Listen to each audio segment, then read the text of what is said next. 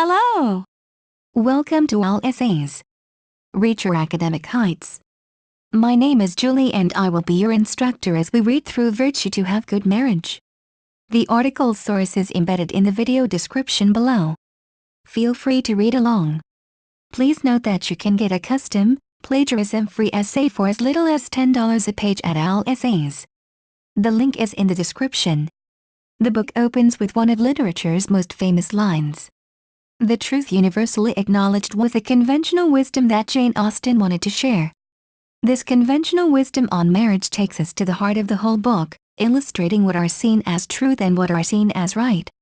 Though it may be true that men in possession of good fortune be in want of a wife, a second and maybe even radical truth was more prevalent in the book.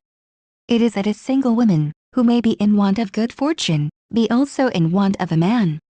In the book's depiction of the quest of finding the perfect woman, or the man, for marriage, we see how some motivations and prerequisites fall short on being right. At one level, we can interpret the importance of marriage simply as a matter of fortune and status. With that, it can be inferred that the factors of a good marriage relies on good fortune and status alone. The book shows that a heavy importance was placed upon the married for the mere fact that the vocation of marriage was elevated to a certain height attached to a certain appeal.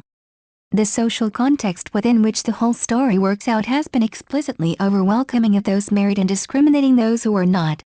This might be contrary to how the early fathers like St. Augustine saw marriage, as a lowly vocation proper to those who are weak. However, the 19th century's view on marriage does not signify status exemplifying good virtue, rather it is heavily taught on social and economic determinants. As we can see in the book, Charlotte married Mr. Collins in order to obtain financial security and in order to escape from being branded as an old maid. It never mattered to her that Mr. Collins seems neither agreeable nor the fact that she doesn't even know if they are compatible. All it mattered to her is that she is finally getting settled to a stable household. The book also demonstrates another misguided perception on the motivations and prerequisites of a good marriage. The marriage of Lydia to Wickham parallels Mr. and Mrs. Bennet's, all married for superficial reasons, for wrong reasons.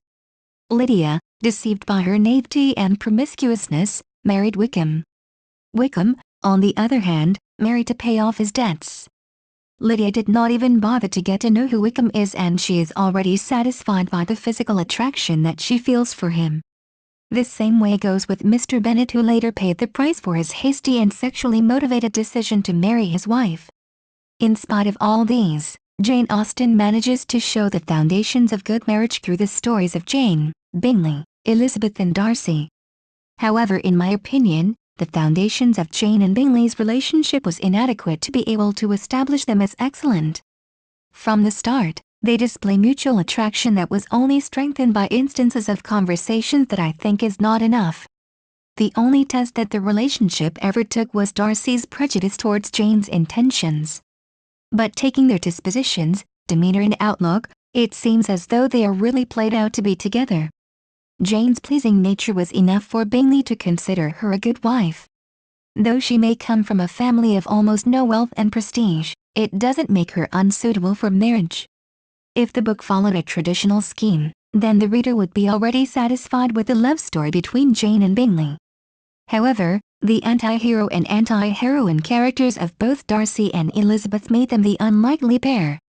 This unconventional relationship exemplifies Jane Austen's view of the perfect foundation for a good marriage.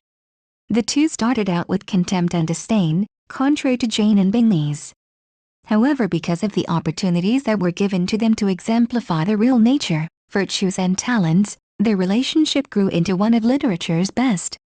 They took the time to completely know each other, forget the prejudices of their first impressions, let go of their pride and allow real love to set in. Thank you for taking your time to listen to me. I hope you enjoyed learning about Virtue to Have Good Marriage as much as I did. Kindly remember that you can get a custom, plagiarism-free essay at All Essays for as little as $10. The link is in the description. See you next time.